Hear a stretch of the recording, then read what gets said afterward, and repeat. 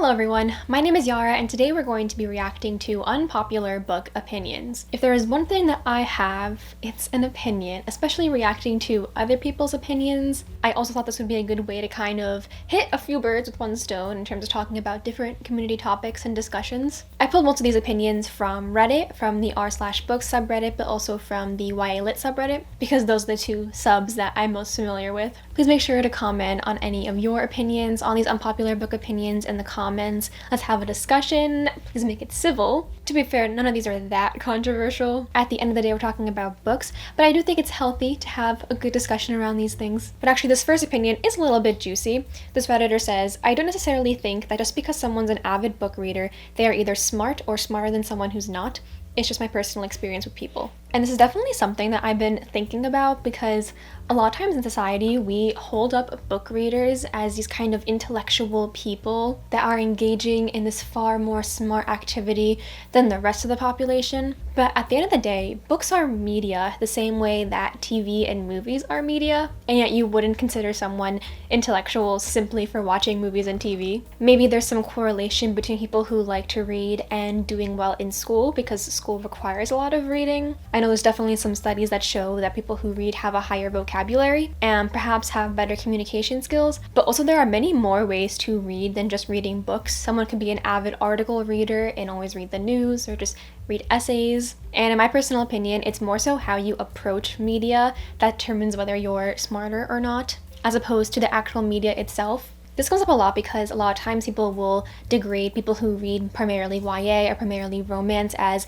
not being smart despite them being avid readers. And that I don't agree with because you can definitely have really intellectual discussions about the romance genre, about what it says about our society and the reflections and how it's changed over time. And just because it's a fun genre doesn't mean you can't approach it with nuance the same way that you can approach nuance to things that are not targeted towards your age demographic, like YA or middle grade books. And just because someone is reading so-called smart books like classics or literary fiction doesn't necessarily mean they're always approaching those books with the level of nuance that they may require for you to get the full picture. Not saying they don't, I'm just saying that the very fact of the media you consume doesn't necessarily reflect on the person. It's how you approach that media. This next opinion is kind of basic in comparison. It's, I'll buy a book because I like the cover.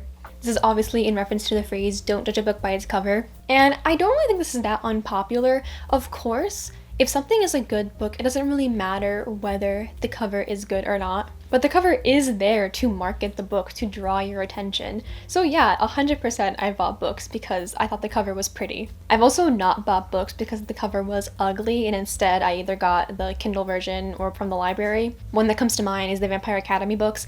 I hate those covers, even the new ones I don't love that much. This isn't usually a problem that much anymore. I feel like covers at the very least are not as ugly as they were in like the early 2000s. At worst, they're just kind of plain. So yeah, I don't think this is that unpopular opinion. A lot of people are aesthetic creatures. Another kind of opinion in that vein is the movie can be better than the book. And by that vein, I just mean like common phrases that were said so much, I would say in like the early 2000s, 2010s. If you were on Tumblr or anything like that, there was always some quote that says like, the book is always better than the movie. And this is obviously not true. There are so many cases where a movie or TV show that is based on a book is much more popular or much more well received than the original book was. Like for instance at the Oscar, there's always the best adapted screenplay category, and a lot of times I don't know what they're adapting from. Like I've never heard of these books so they weren't as popular, but some director saw a vision for it. But where I think the phrase holds true is when it's a book that is extremely popular on its own before there are even talks of adapting it into something else.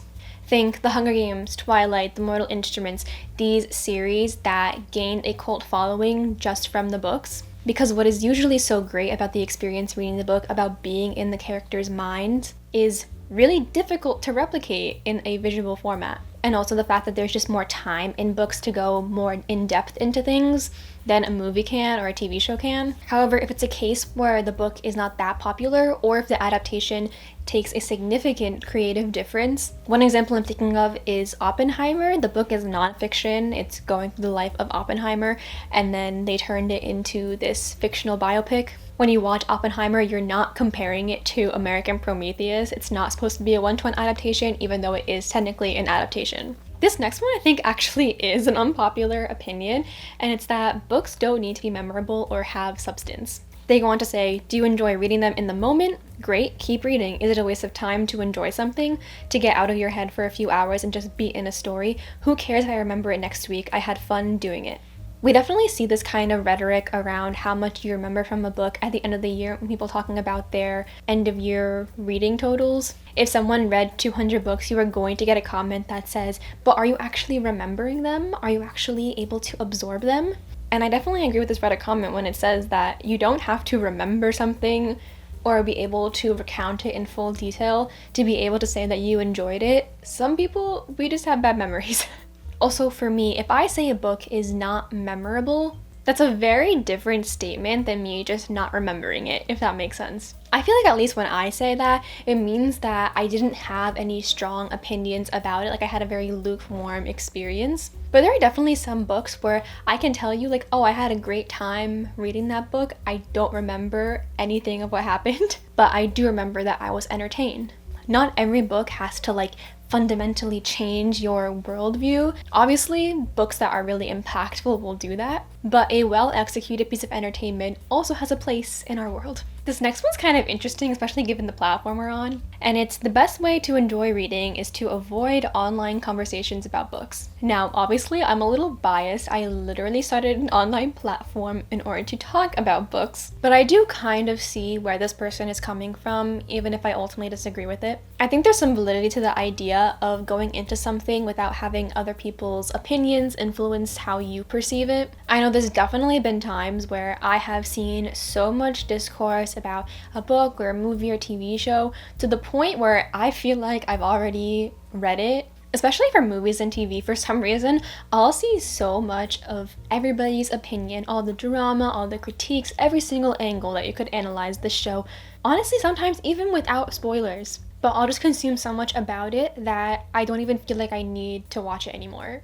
And that's why I don't watch that many movies and TV. However, after you've read a book, I 100% think it's better to engage in online conversations about it, or at least not avoid it. And I'm not sure if this person is referring to the idea that after you finish a book, you may have enjoyed it, but then you listen to other people's opinions and they're like trashing it and tearing it apart, and you feel kind of guilty for enjoying it.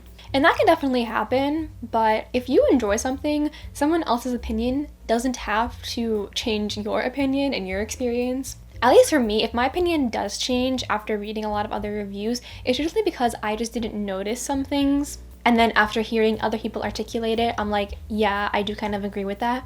Or a lot of times, I don't even know how to feel about the book, and then I hear other reviews, and I can see which ones resonate with me more.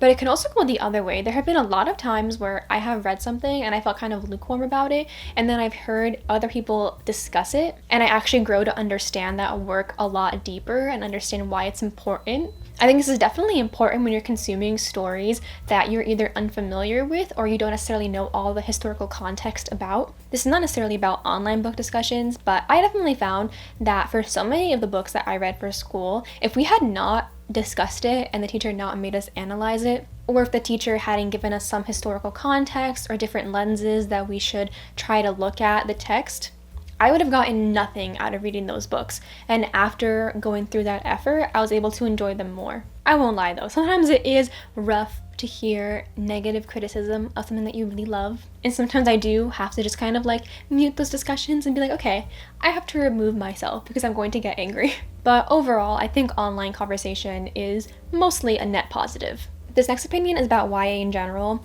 My unpopular opinion is that a lot of people who complain about YA tropes should just try reading outside this age range. Some people in the YA community don't realize they've outgrown the genre and should try reading some adult stuff. I honestly think this applies to me a bit. I still enjoy a lot of YA, but sometimes I'm frustrated at how YA sometimes lacks depth, hence why I've tried branching out into adult books. I definitely agree with the idea that sometimes if you are oversaturated with something, like you are consuming something where there are too many parallels to each other, you're going to be sick of it. And that can definitely happen if you primarily read YA. There's going to be a lot of themes and tropes that are repeatedly used because they are what's popular for that age demographic. And while I definitely think you can criticize things like overused tropes or behaviors that you're tired of seeing in YA books, those complaints do have to be made with the knowledge and lens of what YA is and what it is targeted towards.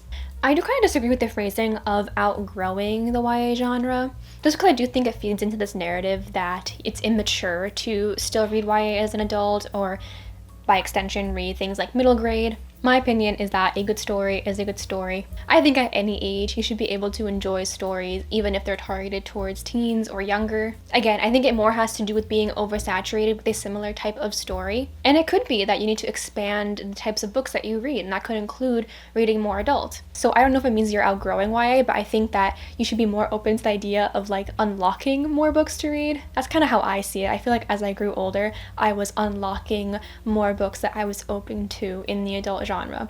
But ultimately, I do kind of agree that if you're finding yourself kind of sick of a certain genre or demographic, just read widely or take a break. And now on to the last opinion I'll react to. I can actually enjoy all the overused tropes depending on how it's done. To me, it's all in the execution and the story. So some people hate on love triangles or love them, for example, which I think is silly. It all depends on how they're done. A love triangle might be useless and annoying in one book, but really amazing in another. Again, I don't know how unpopular it is, but it definitely is popular to say, I hate love triangles or I hate the miscommunication trope, but I 100% agree with this Redditor. For me, it's all about the execution. I have read some love triangles where I think they were actually incredibly well done, were extremely serviceable to either character or plot. I kind of want to do a whole video about tropes like the love triangle or the miscommunication trope that are very widely hated, because I don't think the tropes themselves are inherently bad. The love triangle in particular, I think, is bad when it's solely used to kind of market the book, like it's made to draw you in to be like team this person or team that person, as opposed to representing a genuine choice that the main character has to make and kind of evaluate within themselves. Like take for example the love triangle in the Hunger Games books versus how it's marketed in the movie. In the books it's very clearly more so than just who Katniss is in love with.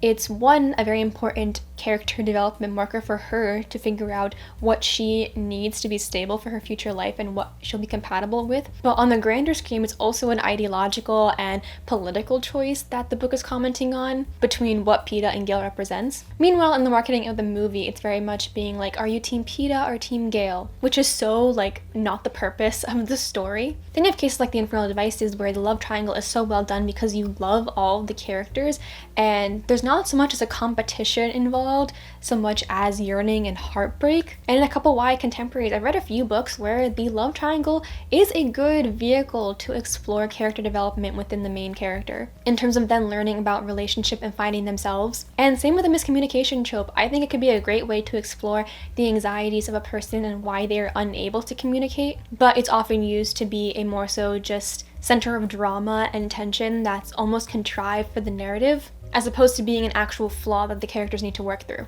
So those are all the unpopular opinions that I'm going to be reacting to today. Please let me know any of your unpopular, controversial opinions about books in the comments. It's always fun to see what everybody is thinking. Thank you so much for watching, and I'll see you later. Bye.